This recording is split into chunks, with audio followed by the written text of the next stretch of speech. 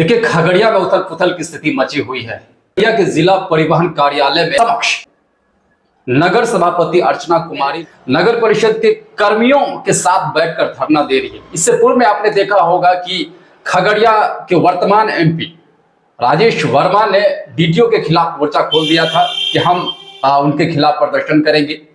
अब Archana Kumari on spot बैठी हुई, अभी भी कहीं ना कहीं धरना प्रदर्शन पर बैठी हुई है डीटीओ कार्यालय के समक्ष। क्या नौबत आ गई कि अर्चना कुमारी जो नगर परिषद की अध्यक्षा कही जाती है, उनको प्रदर्शन पर बैठना पड़ा। इस मसले पर बात करने के लिए हमारे साथ इस वक्त स्टूडियो में मौजूद हैं सीनियर जर्नलिस्ट राजेश सिन्हा जी। और क्या कुछ कहना चाहेंगे, इस तरह के मुद्दे खगड़िया में आए दिन उठते हुए नजर आ रहे हैं। देखिए, ये सर्वविदित है कि पूरे बिहार में भ्रष्टाचार की गंगोत्री बह रही है। खगड़िया इकलौता ऐसा जगह नहीं है जहाँ पर इस तरह का भ्रष्टाचार देखने को मिल रहा है। लेकिन कहीं न कहीं ऐसी स्थिति आ गई है कि जनप्रतिनिधियों का पदाधिकारियों के साथ तालमेल नहीं बैठ पा रहा है। आपसी सामंजस्य नहीं रहने के कारण आम लोग तो परेशान हैं ही। स्थिति ऐसी आ गई है कि खगड़िया के एमपी राजेश वर्मा को जन आंदोलन करने की धमकी देना पड़ रहा है। उससे भी विकट स्थिति आज देखने को मिली जब नगर सभापति डीटीओ कार्यालय परिसर में अपने सफाई कर्मियों सहित अन्य कर्मियों के साथ धरना पर बैठी हुई हैं।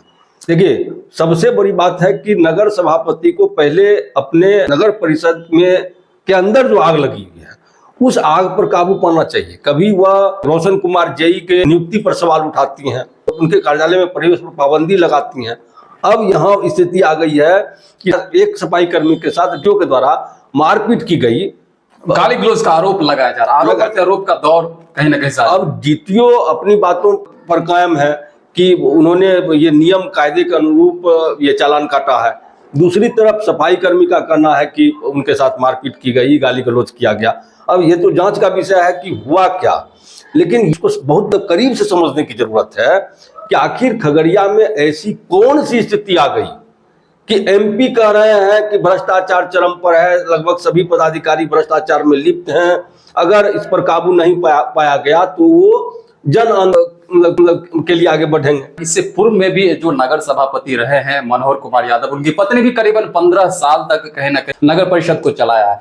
तो ये प्रदर्शन में साक्षात बैठने की नौबत नहीं हुई, लेकिन अब क्या हो गया कि साक्षात बैठना पड़ रहा है अर्चना कुमारी को। तो लोगों की बात में कितना दम है ये हम दावे के साथ नहीं कर सकते हैं, लेकिन ये अर्चना देवी खेमे से जो खबर हम लोग तो सामने आ रही है उसके मुताबिक जेई रोशन कुमार प्रशासनिक पदाधिकारियों को अपने हिसाब से हैंडल कर रहे हैं और इन लोगों की मतलब ये जो नगर सभापति हैं अर्चना कुमारी, उनकी सुनी नहीं जा रही है। कोई प्रशासनिक पदाधिकारी इन लोगों को सेल नहीं दे रहे हैं। यही कारण है कि नगर सभापति का कहना है कि जब उनके प्रतिनिधि ज्योतिष मिश्रा ने डीटीओ से बात करने की कोशिश की तो डीटीओ ने उन्हें मतलब उनके साथ भी गाली गलौज किया। अब हकीकत क्या है तो जांच का विषय है। नहीं, इसका एक और भी विकल्प हो सकता था कि कहीं ना कहीं आपके जिला के जो अधिकारी हैं, कहीं ना कहीं आप लिखित तौर पे आवेदन दिया जा सकता है वहां पर, ये जो मामला था। लेकिन साक्षात धरना पर बैठ जाना उचित है। देखिए, जो अंदर से खबर आ रही है उसके मुताबिक खगड़िया के जिलाधिकारी अमित कुमार पांडे अपनी राह पर चल रहे हैं। वो किसी भी जनप्रतिनिधि की कुछ भी सुनने को तैयार नहीं है। खगड़िया के विधायक छत्रपति यादव तो पहले से कह रहे हैं कि उनकी बात पर कोई गौर नहीं फरमाता है, कोई प्रशासनिक पदाधिकारी उनकी सुनते नहीं है। उसके बाद एमपी ने कहा कि खगड़िया में भ्रष्टाचार चरम पर है, खगड़िया के पिछड़ेपन का कारण भ्रष्टाचार है, हर विभाग में भ्रष्टाचार व्याप्त है, अगर इस पर अंकुश नहीं लगाया गया तो वो जन आंदोलन करेंगे। अब सवाल यह उठता है कि खगड़िया के मुखिया कहिए, मालिक कहिए, डीएम है। इसका मतलब यही है ना कि डीएम मतलब किसी की नहीं सुन रहे हैं। और अगर डीएम नहीं सुन रहे हैं तो क्यों नहीं सुन रहे हैं? डीएम के पास जाके पहले मान लीजिए इन लोगों को लेटर देना चाहिए, पूरी स्थिति परिस्थिति से डीएम को अवगत कराना चाहिए। अब उसके बाद अगर डीएम नहीं सुनते तो धरना प्रदर्शन एक विकल्प था, लेकिन सीधे मतलब वो सफाई कर्मी के साथ गलत बर्ताव का जो मामला रहा है इसके विरोध में अर्चना सभापति हैं, उनके पति प्रतिनिधि जो कहिए ज्योतिष मिश्रा और फिर शिक्षक नेता मनीष कुमार सिंह, ये सब सफाई कर्मियों के साथ धरना पर बैठे। तो संदेश तो पूरे इलाके में जा रहा है, पूरे जिले में जा रहा है कि कहीं न कहीं यहाँ के पदाधिकारी निरंकुश हो चुके हैं। वो जनप्रतिनिधियों को वो भाव नहीं दे रहे हैं जिस भाव की आकांक्षा MP, MLA, नगर सभापति रखते हैं या उनको मिलना भी चाहिए, उस तरह का भाव नहीं मिल पा रहा है। सवाल यह उठता है कि आखिर ऐसी कौन सी स्थिति आ गई कि नगर सभापति को स्वयं धरना पर बैठना पड़ रहा है। सवाल ये ढूंढना पड़ेगा, इसका जवाब ढूंढना पड़ेगा। ये विकट स्थिति है और जब जनप्रतिनिधियों की नहीं सुनी जा रही है तो आम लोगों का इस इलाके में, इस जिले में मतलब आम लोगों की स्थिति क्या होगी, या मतलब सोच के लोगों को अचंभा हो रहा है। अगर नगर सभापति या नगर परिषद की बात करें तो कहीं ना कहीं जो नगर परिषद का जेई है रोशन कुमार, वर्तमान में जेई हैं, उनके ऊपर के नियुक्ति को लेकर कहीं ना कहीं सवाल निशान खड़ा होता है। इससे पूर्व में भी देखा गया कि 1 साल पहले कई अन्य चैनल पे इस मामले को लेकर, नियुक्ति को लेकर मामला तूल पकड़ा था, लेकिन उस समय नगर परिषद की जो अध्यक्षा थी अर्चना कुमारी थी, तो उनके द्वारा कोई एक्शन नहीं लिया गया। अब 1 साल बाद कहे तो अचानक क्या अंदर से कुछ राजनीतिक हलचल मच गई कि अचानक से फिर एक्शन लेना पड़ गया, वो भी रोशन कुमार जेई के नियुक्ति से संबंधित मामले को लेकर। देखिए, गांव देहात में एक मतलब कहावत है मतलब कि 2 भैंसे की लड़ाई में घास पात का निदान होता है। ठीक वही स्थिति जेई रोशन कुमार के साथ है। नगर परिषद के राजनीति को समझना होगा। नगर परिषद के अंदर जो राजनीति चल रही है इसको गौर से समझना। 15 वर्षों तक नगर परिषद पर अधिपत्य रहा मनोहर कुमार यादव और उनकी पत्नी सीता कुमारी का। मतलब 2 टर्म मनोहर जी रहे और फिर 1 टर्म सीता कुमारी रही। तो उस समय जो नियुक्तियां हुई, चाहे मतलब जिस भी पद के लिए नियुक्तियां हुई, वो वर्तमान नगर सभापति के टारगेट पर है। जो भी जिनकी भी नियुक्ति हुई वो टारगेट पर है। आखिर किस लिए टारगेट? क्या अर्चना कुमारी नगर सभापति की कोई जो नियुक्त किए गए बंदे हैं, क्या उनकी बात सुनते नहीं है? देखिए, इस पूरे मामले पर हम अगले वीडियो में आप चर्चा करेंगे। नगर परिषद के अंदर की राजनीति के कारण इस तरह का उबाल देखने को मिल रहा है।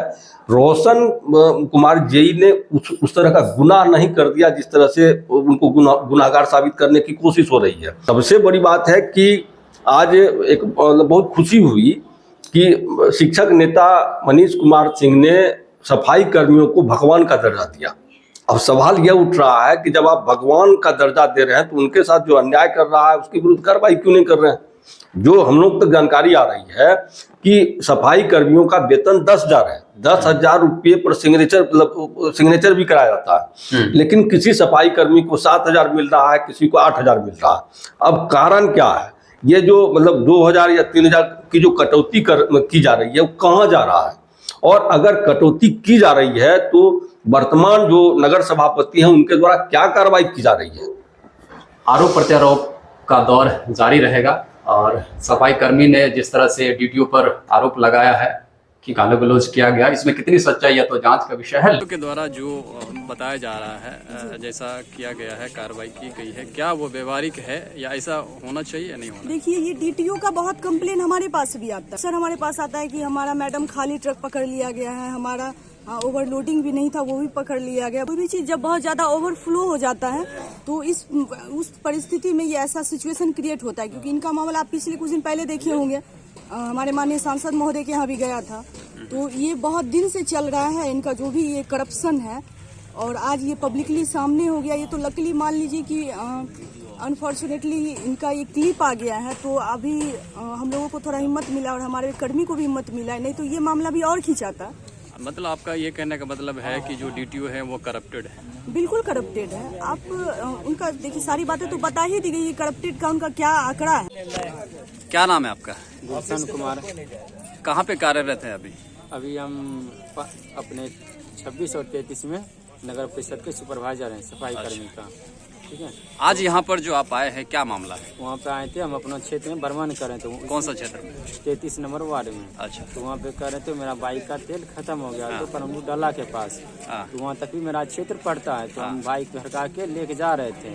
कुछ दूर आगे पड़े डीटीओ सर रोक लिए, तो उधर से मुफ्ती थाना के पास चेक इन हो रहा था। वो फिर डीटीओ सर वहाँ से प्रशासन को बुलाया तो प्रशासन आया, बाइक को लेके चल गया।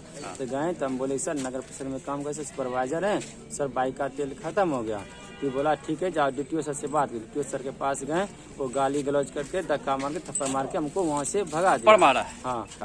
फिर बोले कि सर चेयरमैन सर है सर, बात कर लीजिए। तो बोले ना चेयरमैन कौन है, प्रधानमंत्री है, ये करके डिस्ट्रिक्ट करके तुम काम करके फिर वहाँ से फिर भगा दिया हमको। फिर वहाँ पे ज्योति सर गए थे, उनके साथ ही पूरा ज्योति मतलब पूरा करने लगे। अच्छा, कब से कार्यरत है? हम 7 तारीख से कर रहे हैं। इसी माह के 7 तारीख से नया आप ज्वाइन किए हैं क्या? हाँ, उसमें नया। मनीष जी, किस मामले को लेकर आप यहाँ पर आज प्रदर्शन कर रहे हैं? नगर परिषद के सुपरवाइजर और ज्योतिष जी के साथ जो गाली गलौज अभद्र व्यवहार किया गया, सुपरवाइजर के साथ थप्पड़ लपड़ किया गया, और एक चेयरमैन के लिए, नगर परिषद के चेयरमैन के लिए जो रूड भाषा का यूज़ किया गया कि हम किसी से नहीं बात करेंगे, कोई प्रधानमंत्री है क्या, जबकि बोल रहा है कि चेयरमैन बात करेंगे। तो इस तरह के जो बातें हैं वैसे लोगों के द्वारा बोला जा रहा है जो दिन रात पूरा करप्शन में डूबा हुआ है। दिन रात उसके वजह से हमारी कमज़ोर सड़कें टूट रही है, जो वो ओवरलोड गाड़ी का ये नहीं करता है। दिन रात ट्रैक्टर और तमाम गाड़ियों को तस्ली करता है। दिन रात यहाँ बैठ करके 3000 के जो भी वाजिब उसका है लाइसेंस का, उसके लिए 10-10 हज़ार रुपया लिया जाता है उसके टेबल के नीचे से, और वो इस तरह का अभद्र तरीके से बात करेगा चेयरमैन के लिए। उसके बाद उसके साथ सफाई कर्मी के साथ मारपीट गाली गलौज करेगा।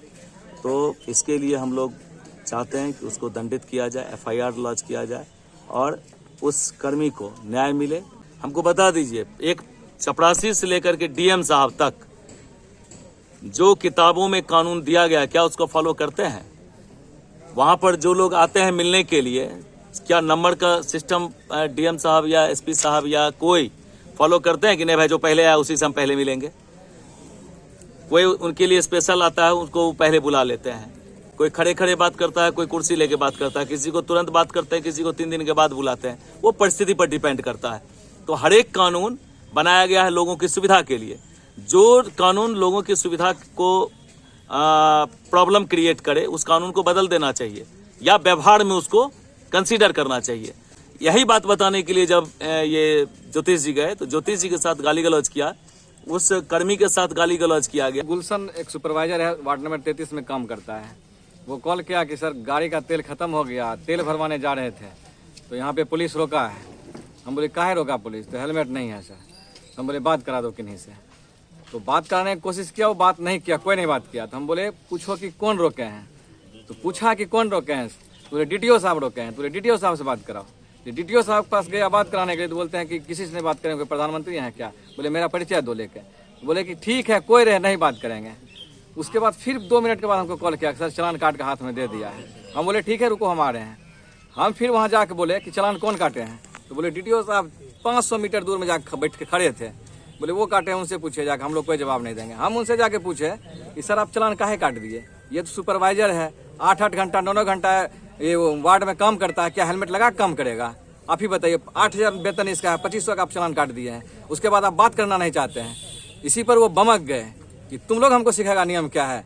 नियम है कि हेलमेट नहीं पहना था हम काटे। हम वहाँ बोले भी कि ये गाड़ी पैदल ले जा रहा था, हेलमेट पहन के पैदल ले जाएगा गाड़ी को, ये नियम है। बस उसी पर वो गाली गलौज मेरे साथ करने लगे, जिसका वीडियो भी मेरे पास मौजूद है।